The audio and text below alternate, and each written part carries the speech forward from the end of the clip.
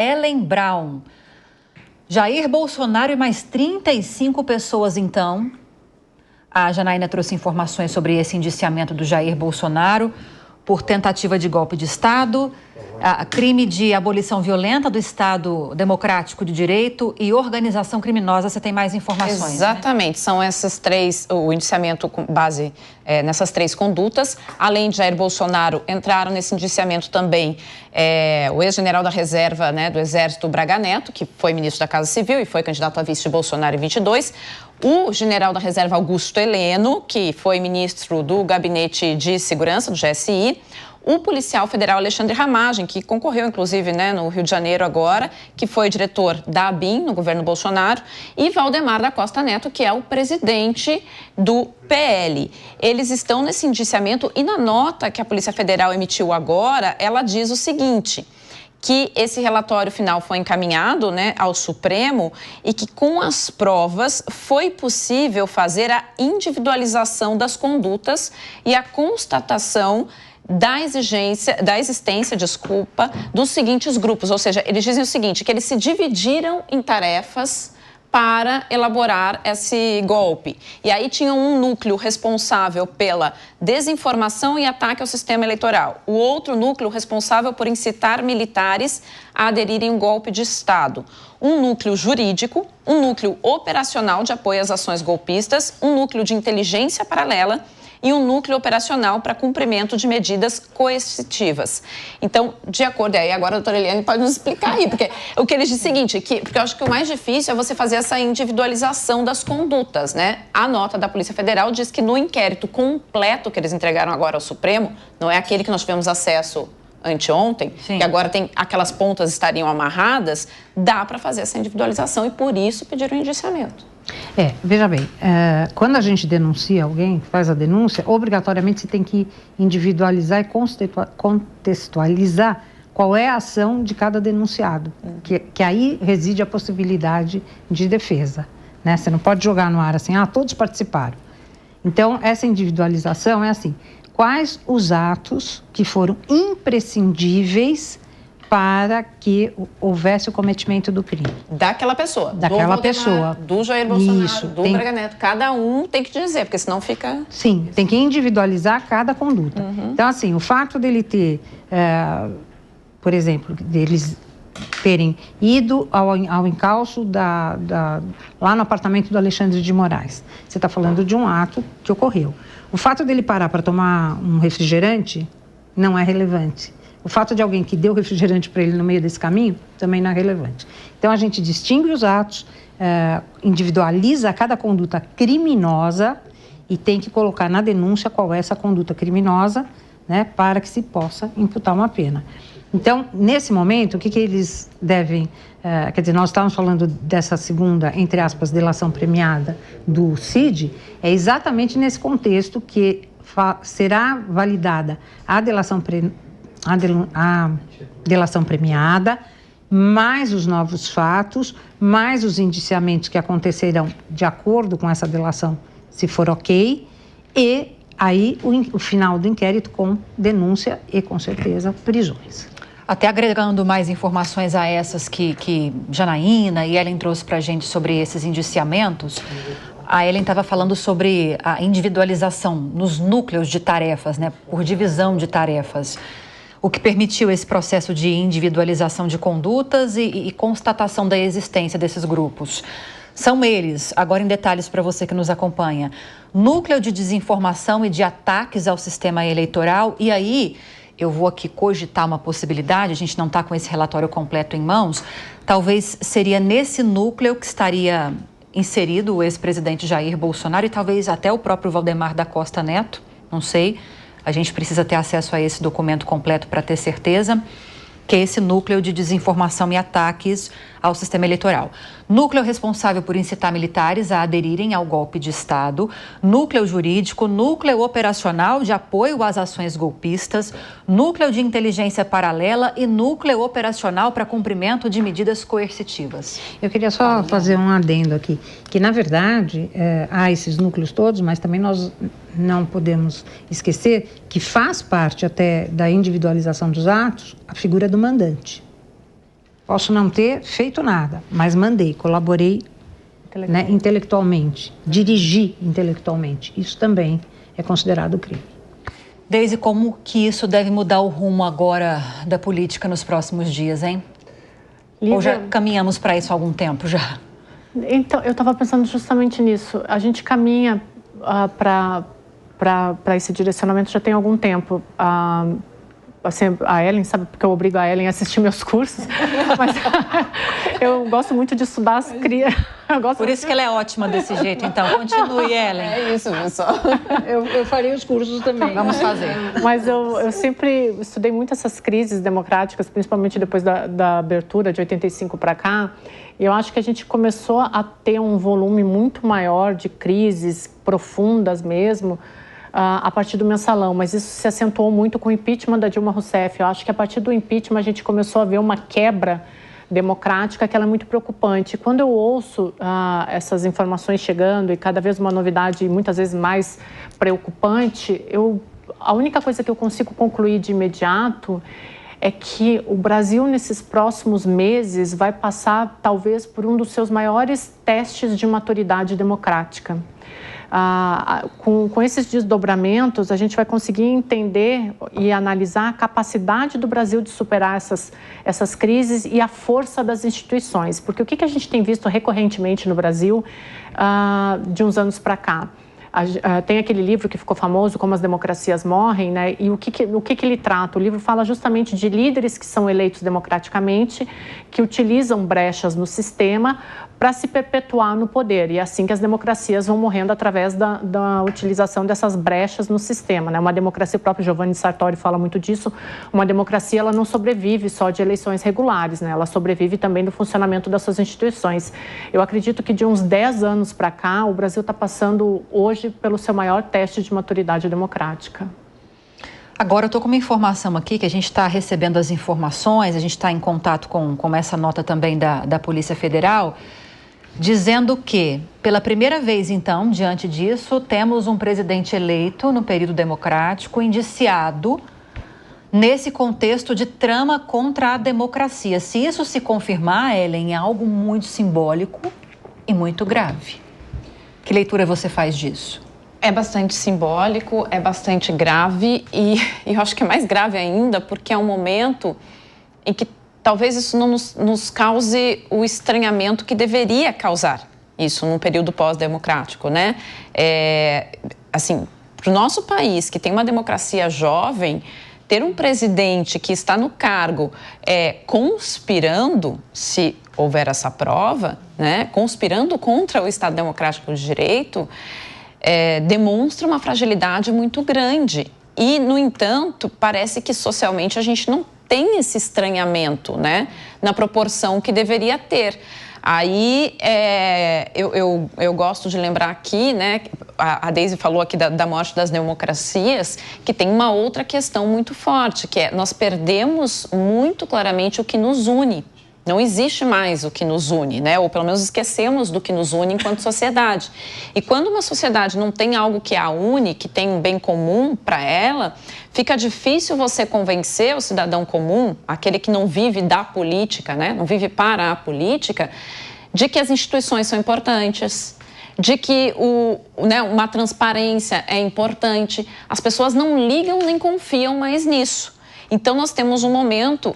O nosso criticismo está nisso de, aparentemente, ao que tudo indica, pelo que a Polícia Federal está dizendo aqui, né, a gente precisa ver, de fato, onde estão essas provas, um presidente que está no cargo, conspirando contra o Estado Democrático de Direito, e uma população que não consegue enxergar o quanto isso é grave. Aí parece que reside a crise toda que a gente está vivendo, né? Sim. Como nós estamos vivendo isso já há algum tempo, vou voltar com a Deise e já vou ouvir também a Eliana, como isso vem se manifestando passo a passo já há algum tempo, seria um dos motivos para a gente ter entre aspas, se acostumado com uma situação como essa, naturalizado uma situação como essa, Deise?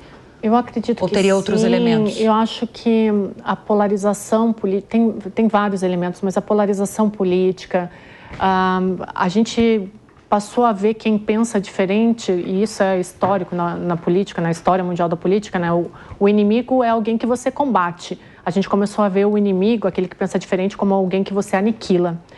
E aí some-se a isso, essa proliferação das teorias da conspiração que a gente falou aqui num determinado momento do programa, onde as pessoas elas acham que tudo tem um elemento subjetivo, tudo tem uma informação a ser questionada, a gente começou a duvidar de tudo e de todos. Então, assim, a verdade ela passou a ser uma questão de agenda política, né? Tem um senador americano, Daniel Moynihan, que ele fala que todo mundo pode ter a sua questão, a sua verdade, mas nem todo mundo pode ter sua base de fatos, não é um fato. A gente está aqui no Linha de Frente, na minha cabeça eu não posso pensar que eu estou em casa, a Ellen pensar que está na escola da Tarsila ou sei lá o quê. Existe um fato e as pessoas, cada uma, através dessas teorias da conspiração, elas começaram, cada uma a formular a sua base de fatos, a verdade começou a virar uma questão de agenda política, por isso que a gente fala da morte da verdade. Então, eu acho que tem várias questões também subjetivas no meio disso tudo, né? Essas teorias da conspiração, a disseminação de fake news, tudo isso acabou trazendo a gente para onde a gente está. Com a questão das redes sociais, de não ter nenhum cerceamento, eu não gosto da palavra cerceamento, mas de não ter um agendamento nas redes sociais, isso acabou se proliferando de forma muito forte, chegou nesse ponto da polarização, onde o outro é alguém a ser eliminado. Então, não é a Ariane pensa diferente de mim, ok, vamos debater. Não, ela não merece estar aqui, ela tem que ser completamente retirada do ambiente. Então, eu acho que isso acabou fazendo com que a gente chegasse no momento que a gente chegou, né? Essa polarização política, que eu acredito realmente que em 2026 vai ser pior ainda. Vamos confirmar a página em que nós estamos, então. Eliana? Sim. PF indiciou Jair Bolsonaro e mais 35 por abolição do Estado Democrático de Direito, tentativa de golpe de Estado e organização criminosa. Isso. O próximo passo seria o oferecimento da denúncia pela Procuradoria-Geral da República. Veja bem, se eles já estão indiciados, é sinal que, quer dizer, já essa notícia, né, fim do inquérito policial, há um indiciamento das pessoas e esse indiciamento já provoca e desencadeia, a menos que o Ministério Público Federal queira novas provas, não esteja convencido, isso já gera uma denúncia em relação a todas as pessoas indiciadas. Agora, eu queria pontuar uma coisa aqui que para mim é fundamental. A prova destes crimes, a prova destes indiciamentos para que estas pessoas sejam responsabilizadas tem que ser perfeita. Perfeita. Porque em processo a gente faz o seguinte, você indicia, você faz a ação penal e ao final você pode ser absolvido. Aqui nós estamos falando de nação, nós estamos falando de Brasil e nós estamos falando até de possíveis, como vocês duas colocaram, né? Haverá aí uma desgraça geral se polarizar essa situação para tudo quanto é lado. Então, esta prova tem que ser perfeita e acabada para que haja uma solução direta na ação penal, condenação. Não dá para ficar brincando e falar assim, vamos ver na ação penal agora se dá para condenar ou se dá para absolver. Não é nada disso. Por outro lado, essa prova perfeita tem que ser transparente. O Brasil tem que acompanhar esta prova. O Brasil tem que saber quais foram as provas colocadas.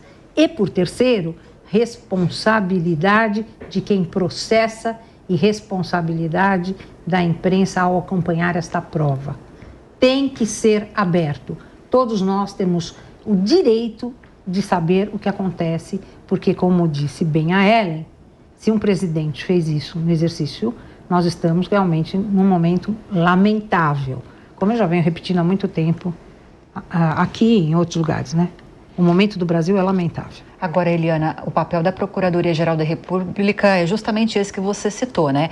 Averiguar se nesse relatório extenso entregue pela Polícia Federal há muito mais do que indícios, provas concretas de que esses crimes realmente teriam acontecido. Se não, pedir mais diligências, pedir mais informações. Sim, porque veja, na hora que o Ministério Público denuncia, para ele, a prova está pronta. Então, ele pode pedir agora, pode pedir prazo, pode pedir para refazer toda a prova, do jeito que ele quiser. É um direito do Procurador de Justiça, do Procurador da República ou do Promotor de Justiça. Isso é básico, isso está na lei. Fora isso, não se pode falar em um processo penal capenga. Vamos lá para frente, a gente faz a prova, ou então sair condenando todo mundo sem o devido processo legal e sem as provas necessárias. Por isso que eu acho fundamental o papel da imprensa nesse momento, acho fundamental a transparência de quem irá processar, né? E a transparência da Polícia Federal e as provas colocadas para toda a população brasileira. É isso. Até porque, Deise, nessa fase de oferecimento, não é da denúncia ainda, nessa fase de indiciamento, esses indícios foram muito explorados pela imprensa. Então, esse próximo passo importante, que é a existência de provas concretas para embasarem esses indícios, isso precisa também ser bastante amplamente divulgado. É o que a doutora Eliana estava falando aqui, né? Essa questão, a imprensa tem que divulgar, obviamente, isso é fundamental para a questão da transparência, mas quem está julgando não pode se deixar influenciar pela pressão midiática ou pela pressão popular, né? Vocês sabem que quando eu estava fazendo mestrado, enfim, eu me dediquei um período muito grande a analisar como que essas pressões sociais e da imprensa, elas influenciavam nas decisões da justiça. E é muito impressionante como vão se construindo noções sobre o que acontece e as pessoas elas vão se deixando influenciar assim. Então, de novo, assim, a gente tem falado aqui que é um momento de um teste de maturidade democrática e tem que se tomar muito cuidado, inclusive, porque às vezes uma decisão errada, uma pressão por parte da imprensa, dos analistas errada, pode acabar com uma reputação e com uma carreira, né? Então, é muito temeroso agora, é muito fundamental que a gente tenha muito cuidado em todas as análises e em tudo que a gente for divulgar, porque é um esquema complexo muito grande, é um atentado, sim, e quando eu digo atentado, é uma afronta, vamos lá, à democracia que é de chocar e é muito perigoso, como a Ellen falou aqui, um presidente, se for comprovado que um presidente no exercício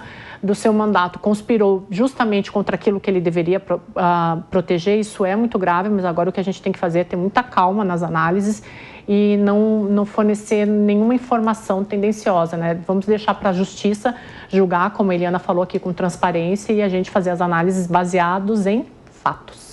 Ellen, avançando esse processo todo, como a gente está falando aqui, indiciamento, oferecimento de denúncia, o processo, o fato de o STF eventualmente acolher essa denúncia e tornar esses investigados, indiciados em réus e lá na frente condenados. Ou seja, chegarmos numa situação de que realmente existiu um plano de golpe, de que realmente tentaram assassinar autoridades, houve sim uma tentativa de ruptura institucional e de golpe de Estado aqui no Brasil.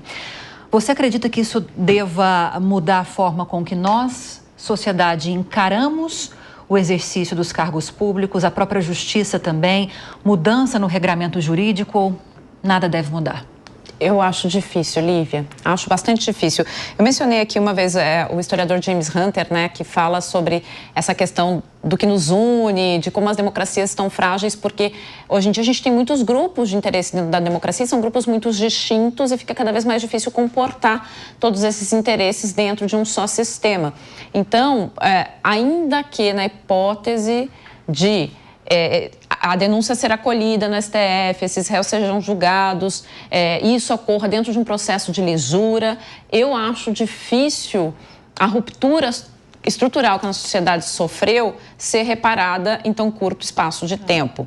Porém, e aqui eu quero fazer um adendo, das instituições que nós temos, a Polícia Federal, desde o ministro Tomás Bastos, é aquela, sem dúvida, acho que é considerada, assim, uma das elites das instituições nacionais, né? É uma polícia que não é colocada, pelo menos publicamente, como uma polícia política, ela é colocada com uma eficiência, uma competência. Então, seria muito bom para a democracia que isso se preserve nesse relatório, né? Que isso se preserve, que não seja mais o que aconteceu lá atrás no passado, relatórios sem provas, mas com indícios, imparcialidades nas análises. Então, uma primeira questão muito séria é que esse relatório, de fato, consiga fazer essa individualização de provas naqueles que estão sendo indiciados.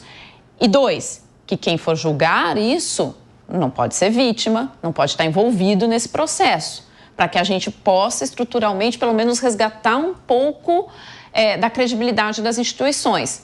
Ainda assim, não acredito que isso vai ser suficiente para mudar essa ruptura social que nós tivemos. Eliana. Eu queria deixar esses crimes todos, né, que vocês disseram, que falaram, significa assim, tentar. É a primeira vez que nós utilizaremos esta legislação no país, nesse momento, né, assim, porque esses artigos são inseridos no Código Penal como uma novidade, foram inseridos. Não sei exatamente a data, mas foram inseridos. Acho que é a partir de 2019, qualquer coisa assim. Mas o tentar é que vai ter que ser provado. Porque o que acontece? Nós temos a gente chama caminho do crime, iter criminis. Eu acabei de falar do doutor Alaja, que ele me mandou uma mensaginha. Exatamente assim. Cogitação, o fato de querer matar, de se programar para matar, não entra como o que a gente chama de ato preparatório e nem de tentativa mesmo, porque a tentativa é executar. Então, eu volto a repetir, com muita cautela nesse momento, nós temos que entender o verbo, e é verbo, do crime, que é tentar. O que é, de fato, a tentativa?